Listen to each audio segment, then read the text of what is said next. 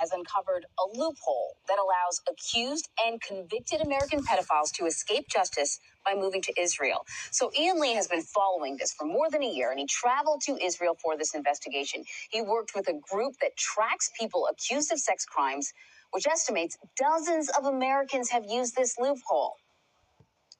So, he's 6'2". We are on a stakeout looking for this man, Jimmy Julius Caro, 48 years old and wanted on charges of sexually assaulting a 9-year-old girl in Oregon back in 2000 and a 5-year-old girl in Israel in 2001. He's considered dangerous. But these photos are a few years old, so we don't know if he'll look the same. He remains elusive. Previous attempts to capture him have failed. Obviously, the fear that he would somehow figure out that anyone's looking for him and bolt. He just called his number. Shauna Aronson got a tip that Caro's expected at this clinic near Tel Aviv. Who's going to call? She's with JCW, Jewish Community Watch, an organization that hunts down accused pedophiles who flee to Israel from the U.S., exploiting a process called Law of Return, whereby any Jewish person can move to Israel and automatically gain citizenship. The ease with which pedophiles seem able to use this law as an escape route haunts victims like Mendy Hawk, who says he was abused from age 8 by a teacher at an Orthodox Jewish school in Los Angeles. So your classroom is right here. How does it feel being back? I was very anxious and, stressed coming back here. A lot of memories coming through my mind.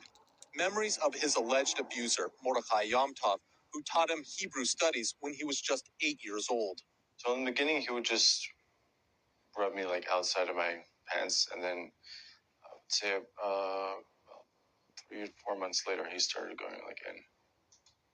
Reaching down your pants? Yeah, it's reaching down. Why did you feel like you couldn't tell anyone? I was scared. I was ashamed. I just didn't know what people would think of me, of the whole situation. Yom Tov pled guilty in 2002 to sexually abusing and committing lewd acts against 3 other boys. He served jail time, but when he was released, he violated his probation and, according to JCW, fled to Israel with help from individuals within the Orthodox Jewish community.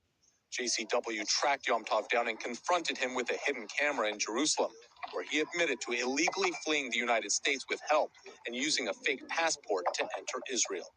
I was supposed to stay for 5 years in the same city.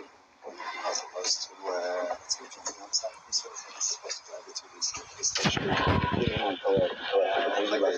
I left within a week later. He had this message for his victims. I'm very, very, very sorry. The other person in this video is Meir Seawald, the founder of Jewish Community Watch. He tells CBS News Yom Tov's case isn't uncommon in the Orthodox community. The same thing that's going on in the Catholic Church right now around the world, the exact same thing happens in our community. The rabbis say it's, you know what, he promised he's going to go for therapy, he's never going to do it again. Boom, he's in another community. A few years later, he's at the same thing, and we hear more allegations that the person continued to abuse children. And often, those abusers end up in Israel. Rabbi Yehuda Oppenheimer says he unwittingly helped Caro escape.